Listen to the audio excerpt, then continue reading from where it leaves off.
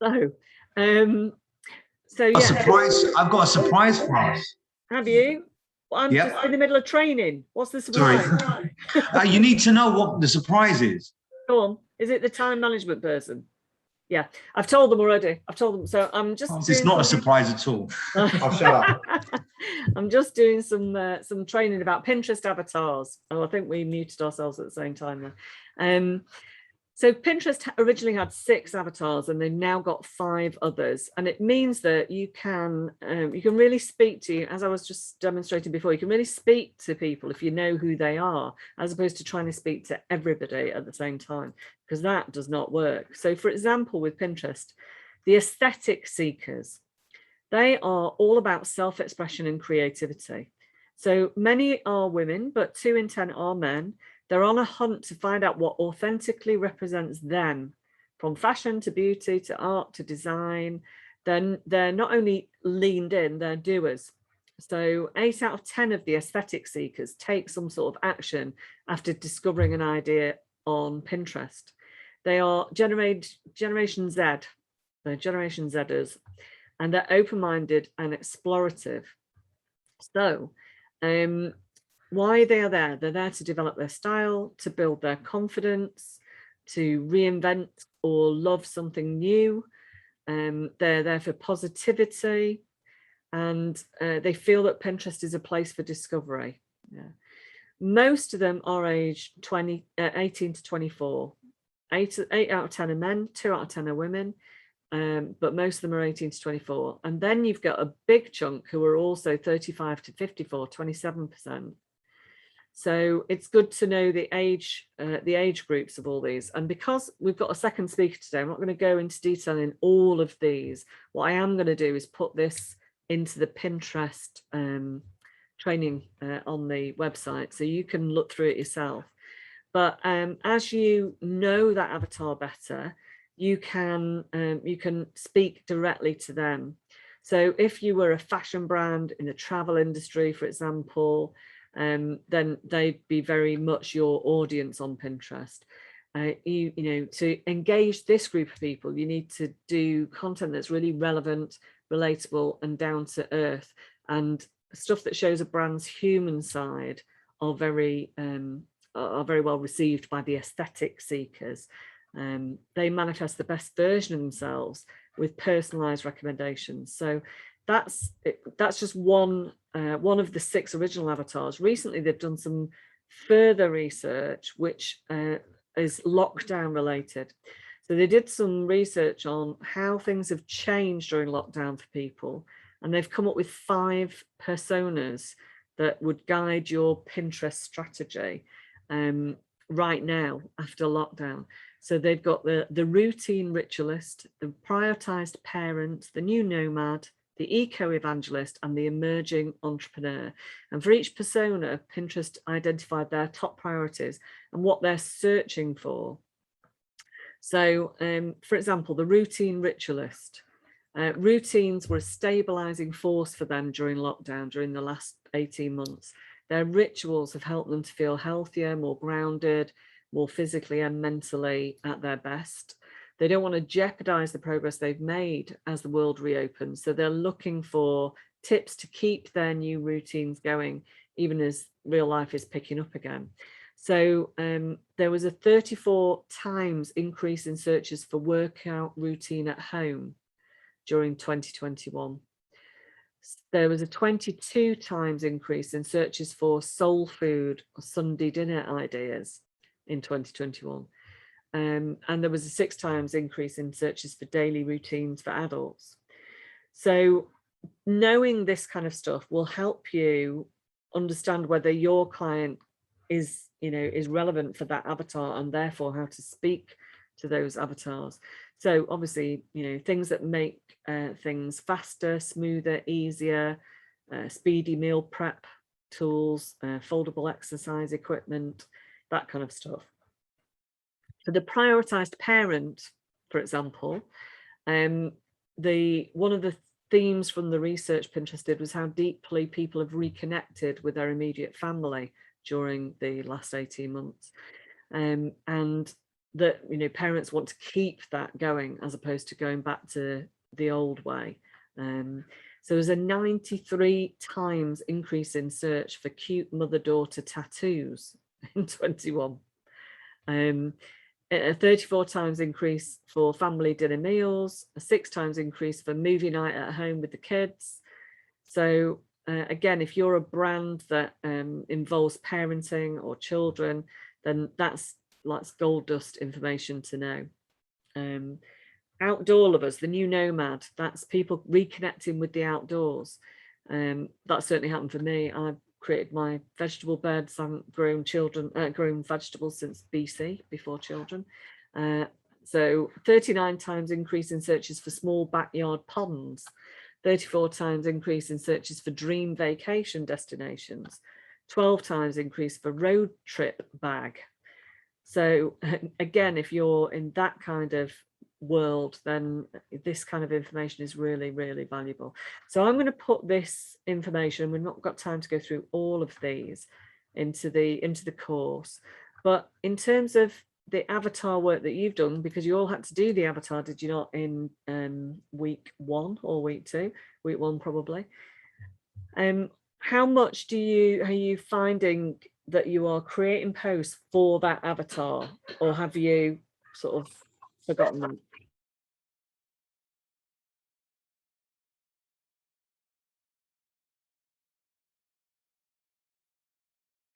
Sorry, somebody at the door, the dogs are going mad. Hannah, how are you? I mean, it's easy for you. You're very niche, so you're probably creating content just for that avatar all the time, because it's dentists, isn't it? Yeah. So let's see, Rebecca. I'm not sure, but I think I am trying to kind of create content for our target audience. But we're kind of starting to branch out into certain events that are happening next week, like the Shout Expo, and stuff like that. So yeah, it's mostly at the minute I do like stuff on Canva, like facts and stuff like that. Yeah, there's a lot of stuff. Okay, because it's very powerful if you can just adapt your copy a little bit to the particular niche that, you know, your client is looking for. And you can have more than one niche, but you know, you can't speak to all niches with one post. So it's, you know, it's understanding what are the big pain points, what are the big hopes and dreams and aspirations of that avatar, and putting out posts that are going to appeal to him, rather than just general posts like this is what we're doing, you know. Like, and Rebecca, you're IT, aren't you? Video. Belly flop TV. And who's your avatar? It's middle-aged women, possibly parents. Yeah. Can't think of anything else. And what do you do for the middle-aged parent? What do you mean? Like, what does the company do for them? We kind of help them with their businesses and videos. So we create corporate corporate video, non-broadcast, for businesses, and if they don't have time to create those because they are going to sort of pick up their kids from school, we help with that. And on the social media side as well, we do a bit of social media marketing as well. Exactly. So that's the message you want to be putting across, rather than just, you know, we do amazing videos. It's like, you know, we understand being a parent and juggling all those responsibilities as an entrepreneur is really difficult to do. Like, unless you love creating video, you know, why not like let somebody else do that for you, kind of thing. That sort of message, rather than just here's an amazing video that we did, or this is what we do. So really speaking to that middle-aged female parent is likely to get more engagement, you know, asking them what their issues are. You know, it's back to school time. Is that a good thing for you as an entrepreneur, or are you missing the kids? You know, that kind of post will get more engagement than just here's a great video. Okay, thanks. Josh, how do you use Julie's avatars in the posts? Well, I mean, it's kind of been changing recently with the the sort of webinar things that she's doing. But it's more about we're doing a lot of that stuff through LinkedIn, so targeting through searches and like cutting down our sort of pool to the people that are most suited to what we're offering, really. Yeah, absolutely. That's the other thing, is that being able to target people properly, both through LinkedIn messaging or through Facebook ads or Twitter ads or anything else. You have to know what that avatar is before you can target it, clearly, obviously. Who else has been using the avatar effectively in their posts?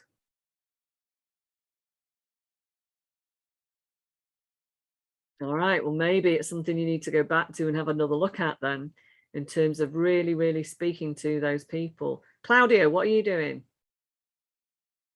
Where are you? Were you not in the office a minute ago? Hi there. Sorry, I had to move. My family is walking past.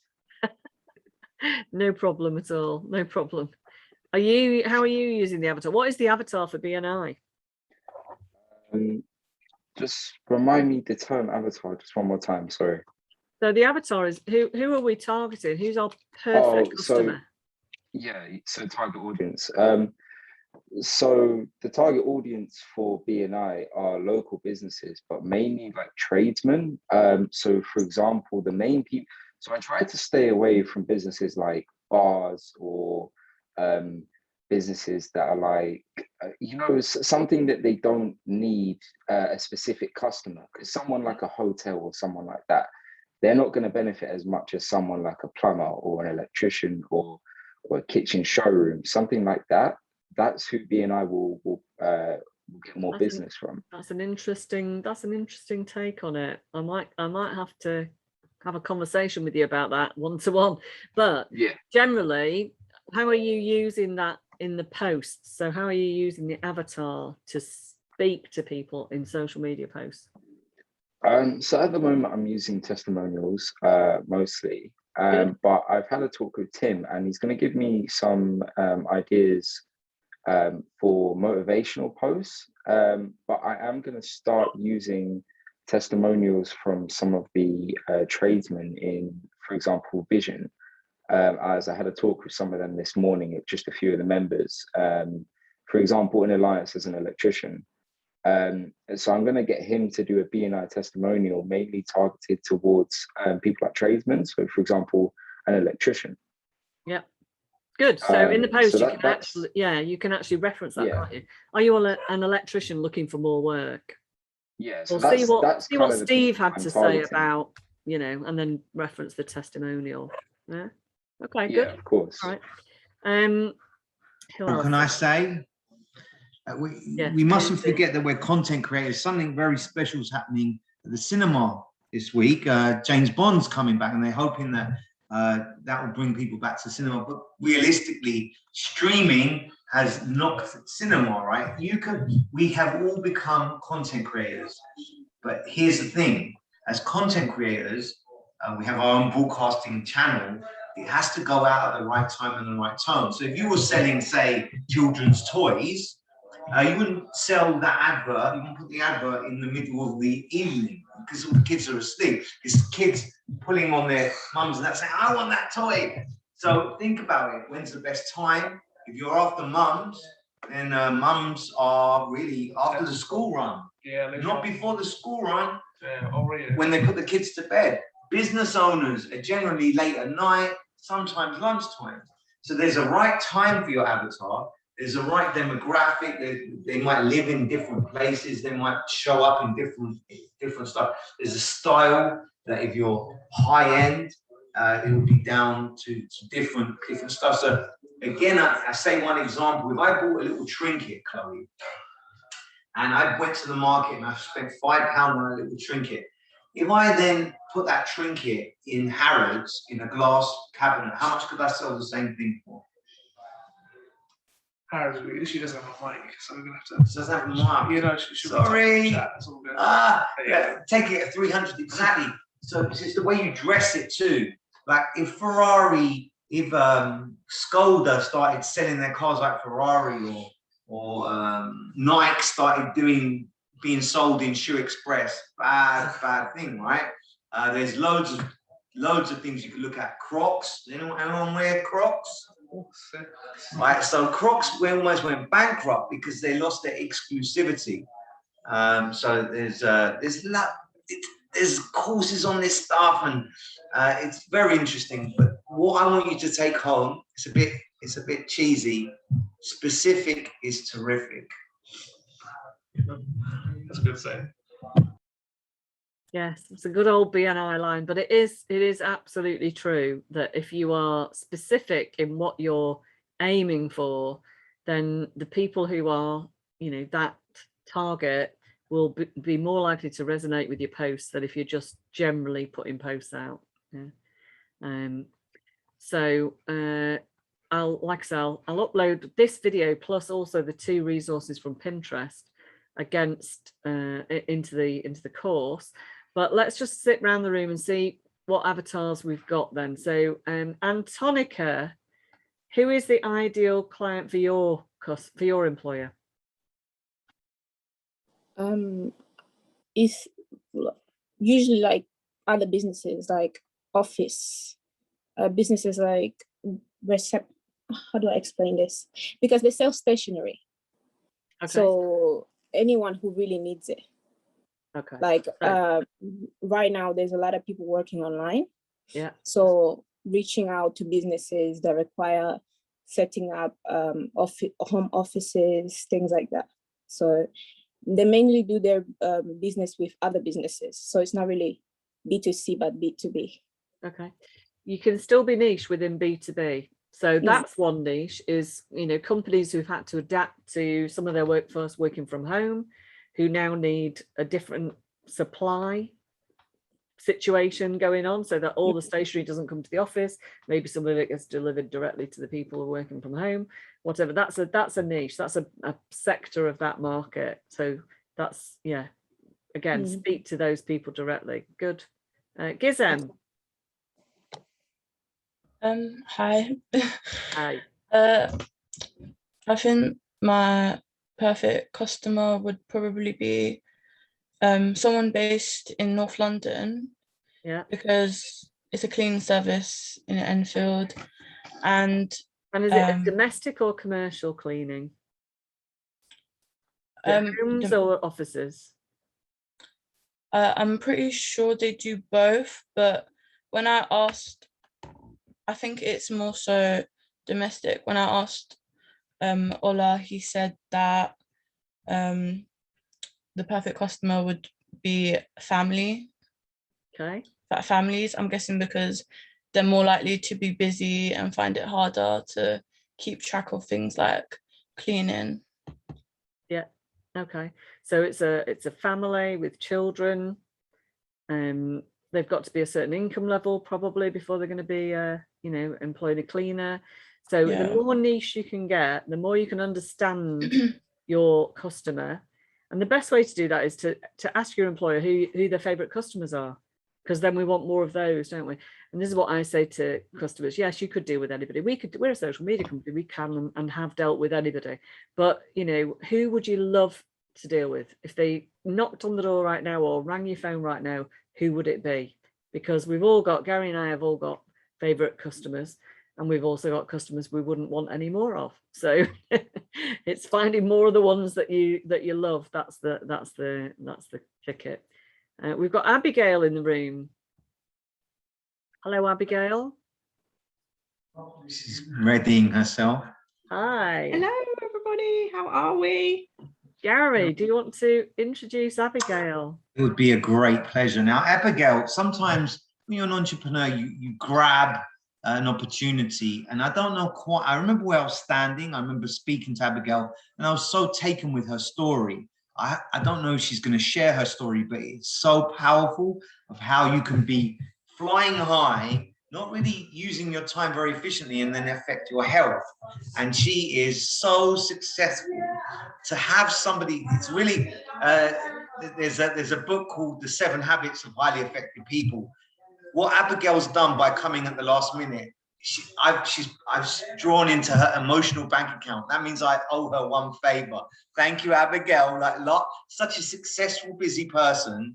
and she's given up time to teach us something.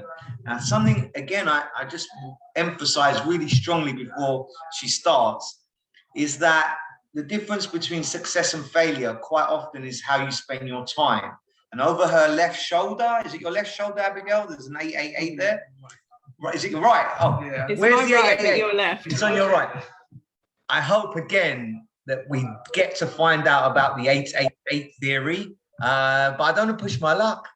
Abigail is my friend. I admire her. She's very, very, very wise. She's a great businesswoman. Get your notes ready. Get them ready. That pen is going to be on fire.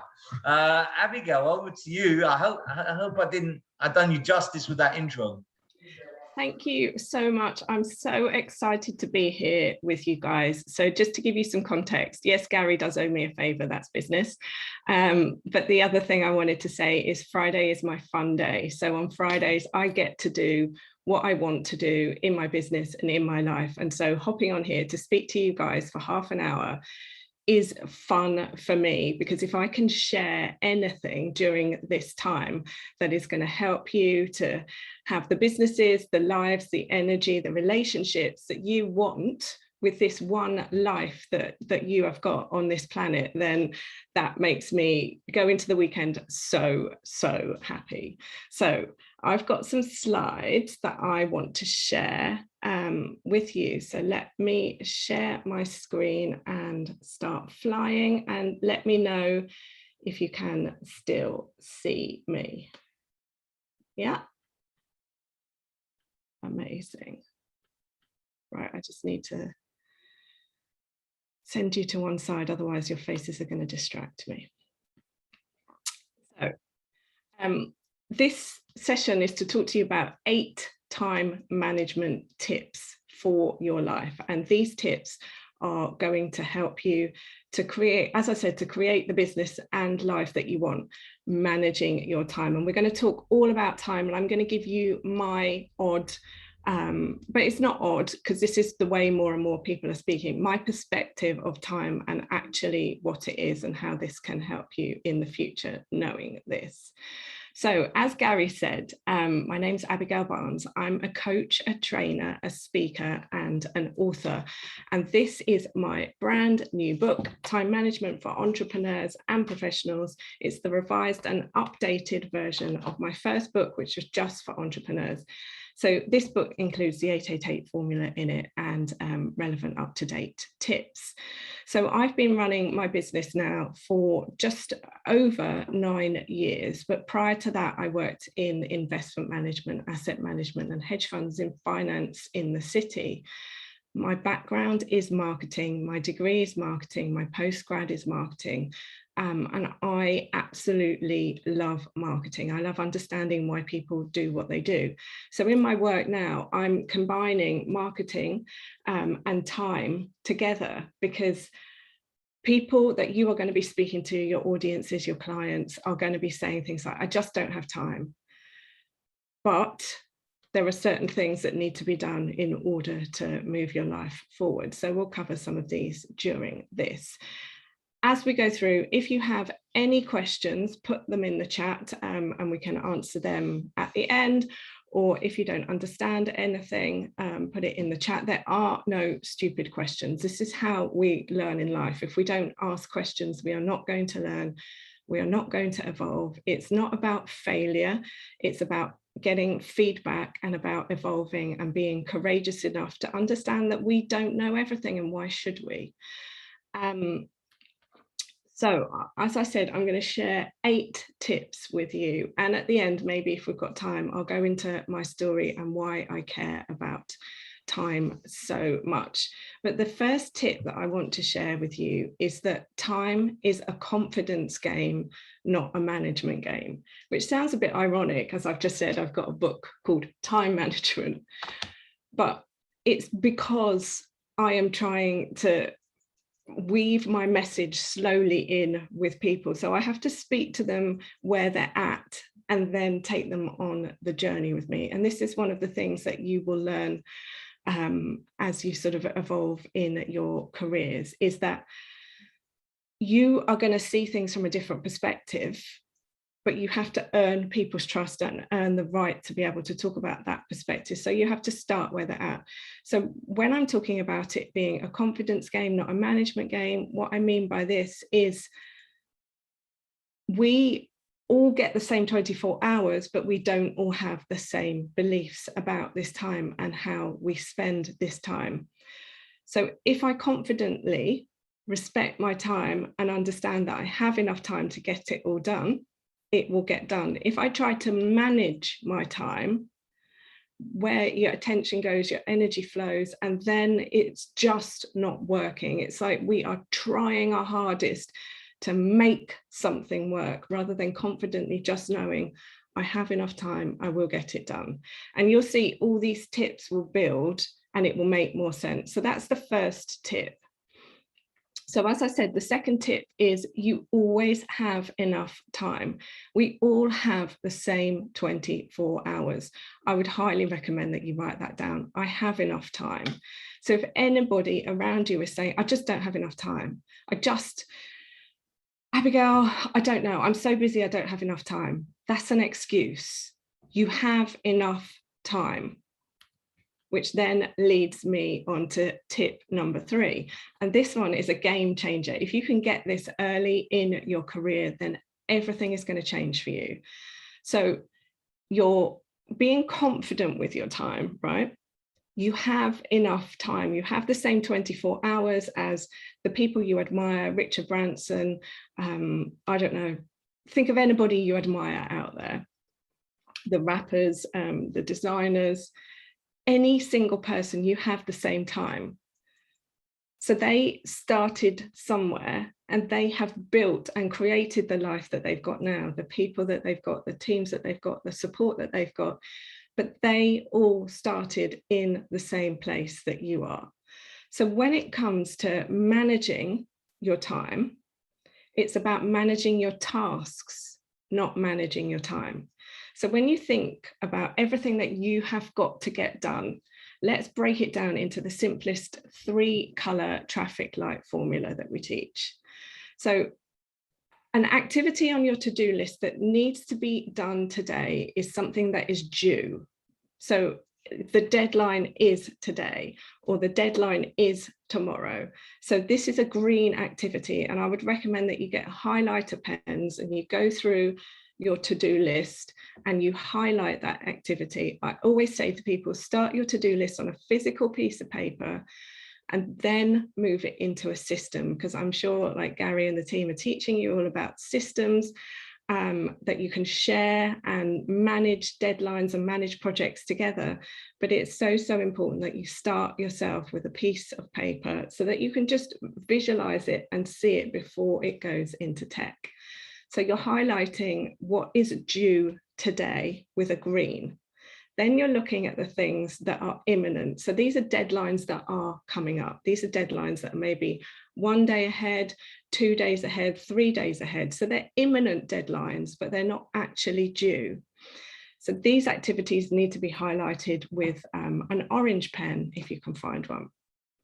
And then finally, the tasks on your to-do list are deadlines that are approaching. So these are activities that are not mission critical, business critical. They don't have to be done today. So you are managing your tasks. You are not looking at your entire to-do list like it's a shopping list and saying, I've got to get all this done today, and I'm so rubbish because I haven't got it all done today. You are breaking it down and you are understanding that business and life is a marathon. It's not a sprint. So we don't need to be sprinting everything. We need to just be sprinting what has to be done. So we're doing mini sprints every single day. We're not running a marathon every single day, because if we do, we're going to burn out. And we're going to talk about that as one of the tips. So that's tip number 3. And this is it here. Tip number 4. This tip will save your life. And this is where I'll tell you a little bit about my story. So I said prior to starting my business, I worked in finance, and I used to work sort of 14, 15-hour days. I used to eat for convenience. I used to sleep as much as, you know, time was available, maybe 4, maybe 5 hours. And it was all about being busy, just doing. Until one day, 25th of February 2012, I was on a work business trip. I'd been sent to America. I was so excited. But within 24 hours of arriving in America, I found myself in hospital. And I was being woken up by a doctor and being told that at the age of 32, I'd had a stroke. Now, there were medical reasons for all of this. And I'm not saying that if you push yourself, you are going to have something as dramatic. But if you look around and you read the newspapers and you speak to friends and family, burnout is so common. And had I not had a stroke, I probably would have burnt out, because your ego writes checks your body can't cash. You're just always pushing.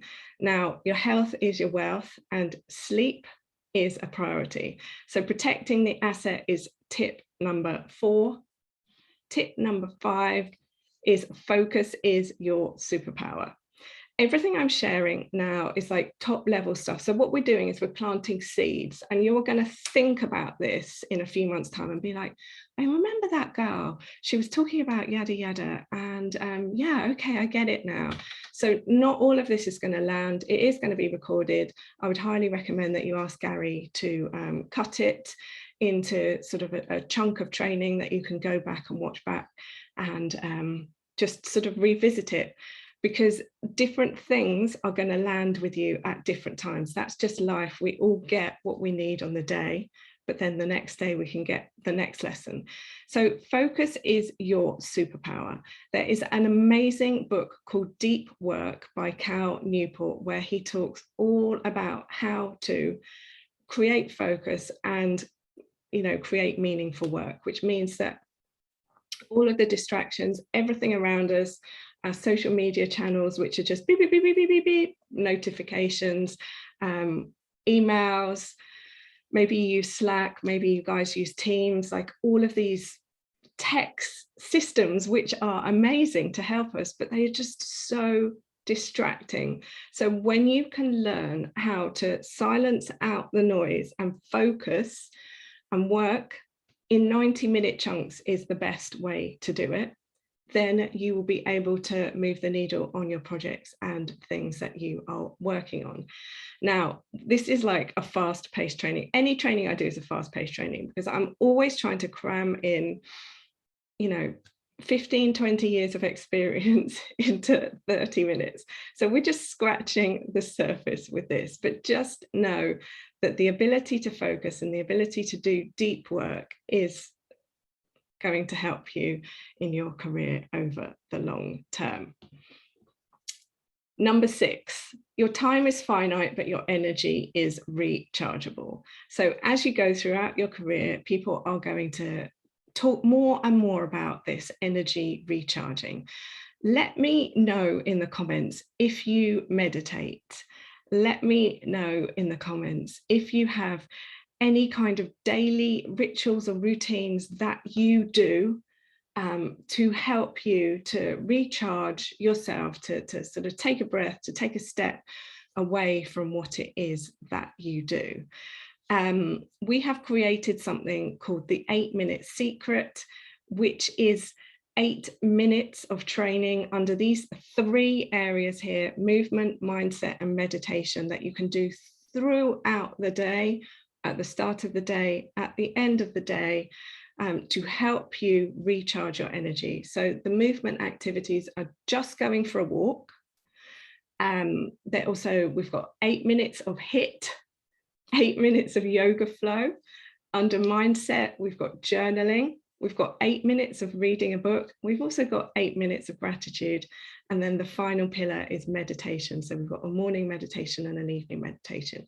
And this has been created into sort of a package for people to understand the concept of energy recharging and self-care, and how to manage it and how to manage themselves.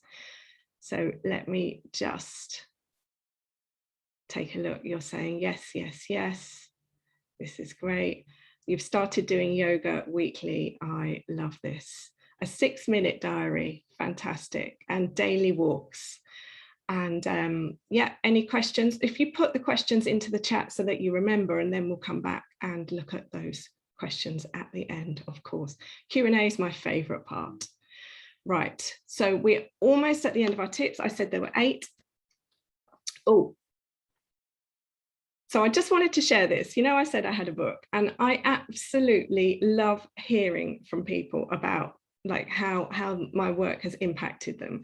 So I would love to hear from you guys in time, and maybe straight away, about how what we're talking about today has impacted you.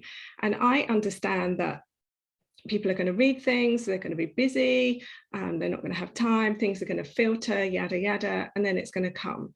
So yesterday, somebody sent me this message and said, when I asked them how they saw me, they said, "You are the time goddess." I was like, oh, okay, tell me more. And they said, "I haven't told you this, but you made me view time differently. I'm no longer saying I'm too busy, I don't have time, but now it's more, how can I better manage my time?" And this is the whole reason I do what I do. This makes me so happy. So I look forward to hearing from you in the future, or as I said, maybe straight after, about how what we're talking about has helped you to see things in a different way. So tip number 7, this one is just a game changer. If you can get this one young, it will change your life forever. Progress always beats perfection. Now, we are sort of looking at the lives of people that we admire, and what we're seeing is people who are 5 years ahead of us, 10 years ahead of us, 20 years ahead of us, 50 years ahead of us.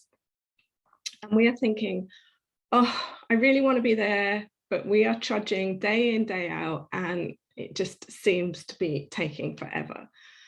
But what I want you to remember are 2 things. So the first thing is, every single step you take, and even if one day you're not taking a big step, but you're just not giving up, you are moving forward, you are progressing. And the progress that you make always beats the perfection of, oh, I'll just stop and have a think. It's like, no, I'll just keep going, I'll keep trying, I'll watch another video, I'll ask another question, I'll read another book.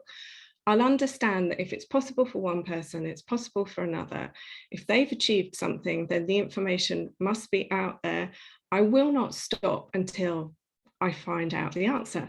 And also sometimes the answers are inside us as well. See, we overlook this thing called intuition and innate knowledge, which is why meditating is really good, because you can find the answers inside of you.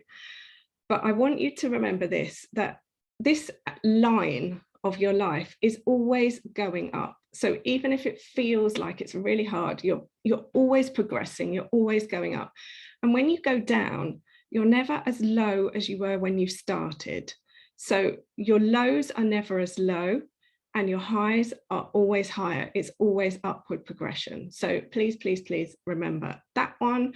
And then final tip, back yourself. It's your time. When I, in the moments, in the minutes when I thought that my life was over and that this was it and that I was going to die, the only thing that I thought about was the regret that I had never made the most of my time. So when I was having my conversation with the creator, the gods of angels, you know, the universe, the whatever you believe in, I said, please give me another chance, please. Like, I haven't lived my life. I need to go back. I need to do something different. I need to have another chance, have it over again. And they said, okay, but will you share this message with the world? Share this message that it's your time. So whatever you are thinking, hoping or dreaming about, if there's somebody you want to ask on a date, if there's a conversation, a difficult conversation that you need to have, if there is something that you wanted to get started that you've just been sort of holding off on, it's your time. There's never been a better time because the clock is always ticking. Life is always moving on. And yes, time doesn't really exist. That is kind of a conversation for another training. But if we understand that for the sake of this conversation, the clock is ticking, that life is moving on, then it's your time. There has never been a better time. So if you want to take a screen grab or a photo of this slide, then this slide summarizes all of the 8 tips for a happy life that we have discussed in this training. And if you want to take a photo of this slide and share it on social media, you can tag me at @abarnesauthor, and I am on Instagram at @abarnesauthor. I am on Twitter at @abarnesauthor. I'm also on Facebook at @abarnesauthor, and I know that you do a lot of social media with Gary. So this is how you build your social credit. This is how you build your network, because the more we post, the more people see us posting, and the more people start to get to know us and then follow us. That is how we grow our followings. So before we go to some questions, it's not how you spend your time that matters. It's what you get for the time you've spent. Your life is the result of how you are spending your time. And if you want to have a different result, if you're not happy with the life that you have right now, it's on you to look at how you are spending your time, who you're spending your time with, what you're spending your time watching, what you're spending your time doing, what you're spending your time putting into here. Like, are you reading things? Are you watching things? Are you consuming TEDx talks, or are you just sat there mindlessly watching Netflix? And then finally, the 888 formula. So this is the simplest way to divide a 24-hour day based on science and society. So science says that we need to be sleeping 7 to 9 hours, so let's call that 8. And then society says that we need to be working 8 hours. So what is left, the activities in the middle, this is the jam in the 888 sandwich, this is your life. So when I said my story at the beginning, I had no life because my 8 for working was about 16. My rest, like I said, it was whatever I could get. So I was just squashing life in wherever it went. The 888 formulas training that we share with audiences around the world. And if you are not finding a formula that works for you, and it doesn't mean that it has to be 888, then you're never going to feel rested, you have no life, and ultimately you're going to be burned out. We are on a mission to share the 888 formula with 1 million people around the world by 2025 to help them to reclaim an hour a day. And this is what the book is all about as well. So people who are just like, I don't have enough time, I don't know how to do it. The book is a 5-step process to get them started. So that is the training part of this sort of speed session today. As I said, these are my social media details. Please also connect with me on LinkedIn. I'll share some links in the chat in a minute to help make this process even quicker, and also connect with me on Instagram and Twitter if you're over there. But that is the end of the slide. So I'm going to stop sharing. I'm going to come back to all of you. And guys, can I ask for a round of applause? A little woo! Thank you, Abigail. We do have a couple of questions, I think, in the chat. So Claudia was asking, what are the best tips to avoid A, distraction, and B, procrastination? I know you already went over distraction, but I was wondering if you had any other tips. Yes, so this is a big one. We have lots of training on all of these different ones, but procrastination, to avoid procrastination, quite simply, you need to know what you're doing and why you're doing it. And if you don't have a motivation for why you're doing it, you're not going to be able to force yourself to do it. So you need to fully understand what this project is all about and what you're going to get from doing this project, so that you can feel excited and create an emotion around that. Once you've got the emotion, then it's about getting your energy in motion, which is what emotion is all about. So procrastination can also be because we don't know what to do. And also it can be the fear of what, I've not done it before. So here's a news flash. Most of us don't know what to do, and most of us have never done it before. But it still needs to be done. So it's about learning how to do it and trying a way of doing it, and understanding that, as I said, failure is feedback. I was listening to someone describe this morning to the culture that was in Google where they worked, and they celebrated failure because that was the only way that they learnt. But culture and society kind of makes it like, oh, you failed, that's it, life's over. But the world is changing now. You've not failed, you just got feedback. It's about brushing yourself down and getting back on with it again, and recognizing procrastination is just a story that your mind is telling you to keep you safe. You've got this. Hopefully that Absolutely. is helpful. I always say, Abigail, particularly in marketing, there is no failure, there's only testing. Everything's testing. It either works or it doesn't work, just test something else. And sometimes, you know, you're procrastinating because it's not your key area. It's not something you love doing. See if you can get somebody else to do it. You know, there's enough people in this team, you know, can I help you with this if you'll help me with that? Or if you're a business owner, let's just delegate it. Give it to somebody who loves to do that. You know?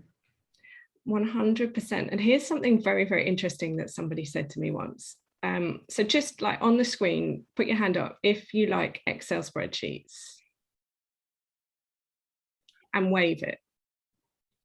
So I would say, you know, that's less than half of you that like Excel spreadsheets. Now put your hand up if you don't like Excel spreadsheets at all. Right, and so then we're going to do another one. Put your hand up if somebody asked you to help them do an Excel spreadsheet. Would that get you excited? Would you want to help? So now those of you who were like, I hate Excel spreadsheets, I don't want to do them at all. Can you see that if you were to ask your colleagues, would you help me? They'd be excited. So I used to make up this story in my head, like, no, I can't ask them because I really don't like doing it. And so then if I ask them, then they're really going to hate me because I'm asking them to do something that I don't enjoy. And this trainer was like, they love it. So what you're doing by not asking them to help is you are stopping them from doing things that they enjoy. You are doing something they enjoy really badly, and they would enjoy doing it. And so then vice versa, there's things that you love doing that they don't love doing. Like pure salespeople love to sell. Some people just hate selling. Marketers, pure marketers, love to market. So it's about finding out what your interest is and then working on it and spending more time on it. And how do you find out what your interest is? $1 million question. By knowing what you don't want, by trying different things, and by doing it when you're young and being able to just make a decision really quickly, pivot. I don't like it, it's not for me.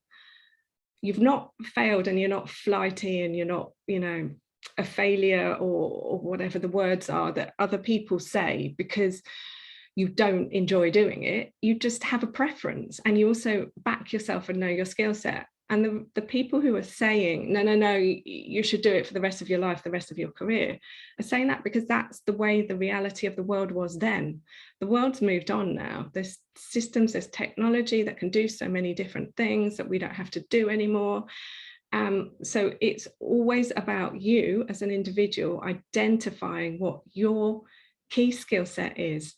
And there's this, like, maybe you've seen this as a motivational phrase where it says,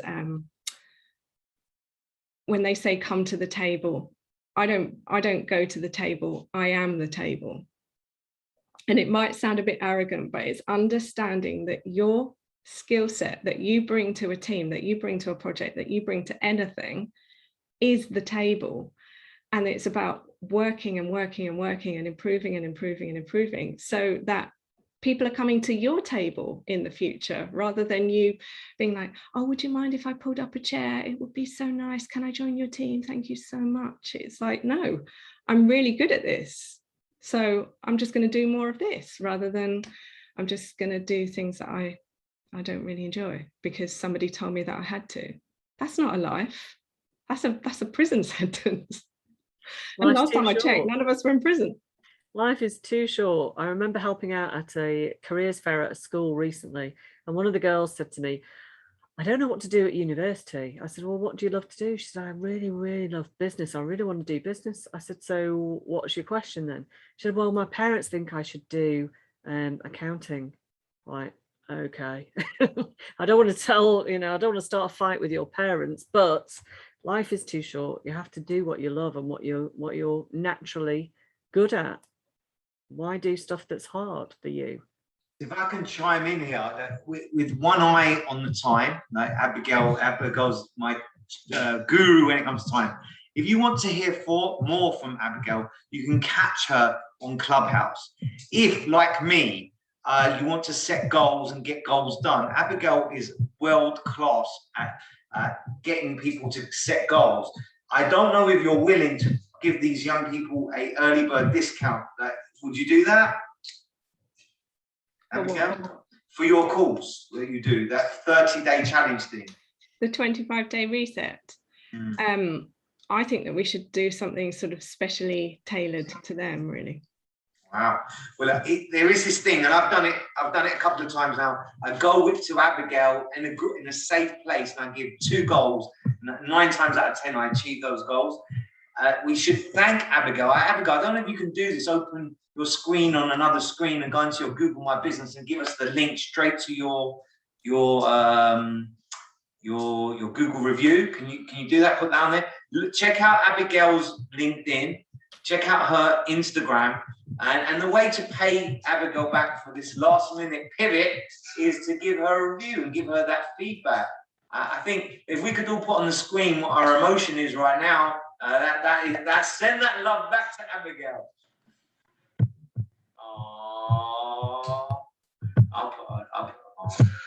Now, I don't know, it's these little quirky things that happen in life. Now, Rihanna, somebody walked in and she went, that usually is what happens to me. My kids walk in. What happened, Rihanna? So cute. You talking to me? Oh, well, okay. I thought it was going to be a fun story. Forget it. I'm so confused. What? Forget it. I thought we were going, shh, don't come in. Somebody. Oh, no one came in. Okay.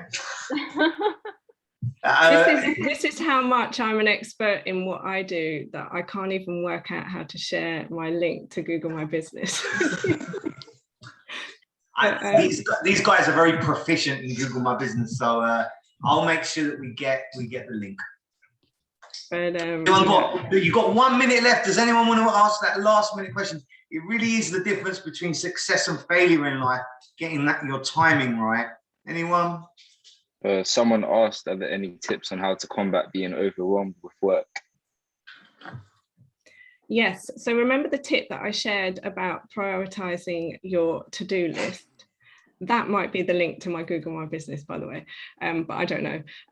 So the tip that I shared about prioritizing your to-do list, that is the biggest way to manage the overwhelm, is to look at what you're doing today and understand, like, because not everything on your to-do list needs to be done today. So when you go, right, okay, this needs to be done today, this needs to be prepared for tomorrow, and everything else can wait. And so it's always about reorganizing your list and your schedule constantly. So every single day looking and saying, okay, this, okay, this, okay, this, okay, this. So overwhelm happens because you're just looking at it all and thinking, best analogy I can give you is like you have a meal. So you have a meal and it's 3 courses. If somebody put all of the courses on the table and was like, right, this is everything that you've got to eat right now, you might be a bit sick, but because it's all brought out in stages, it's much more manageable. So it's about sort of chunking it all. Oh, that link does work. Fantastic. And I'm looking forward to your thoughts on how I can improve my Google My Business, because this is a conversation I've been having with Gary about something that, you know, I as a business owner am not making the most of my time when it comes to using Google My Business, because as you all know, it's free traffic, but I, as a business owner, have to prioritize other things. So there's things that we know that we need to do, and then there's other things that take priority. So there is no perfect, and nobody has it all. So hopefully this is a working example of money being left on the table. And then this is why your products and your training can help. Does that make sense? Guys, that link does work. Please, I don't think it deserves anything less than a 5-star review. Anything less than a 5-star, don't leave. Don't bother. Just don't bother. Abigail, I might coin Friday's Fun Day. I might steal that from you. Sounds fun. Have a beautifully fun rest of your day, and you've definitely made an impact. Definitely. And there's somebody I'd like to introduce you to as well, if that's okay. I'll connect you on LinkedIn. She's called Sarah Sparks.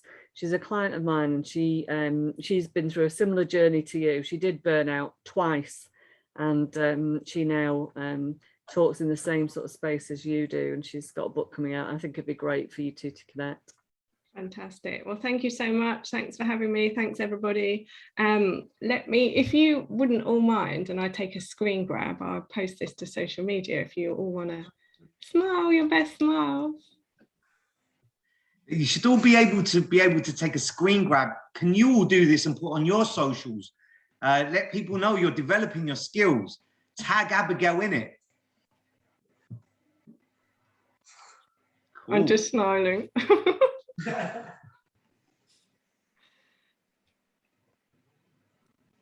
Amazing.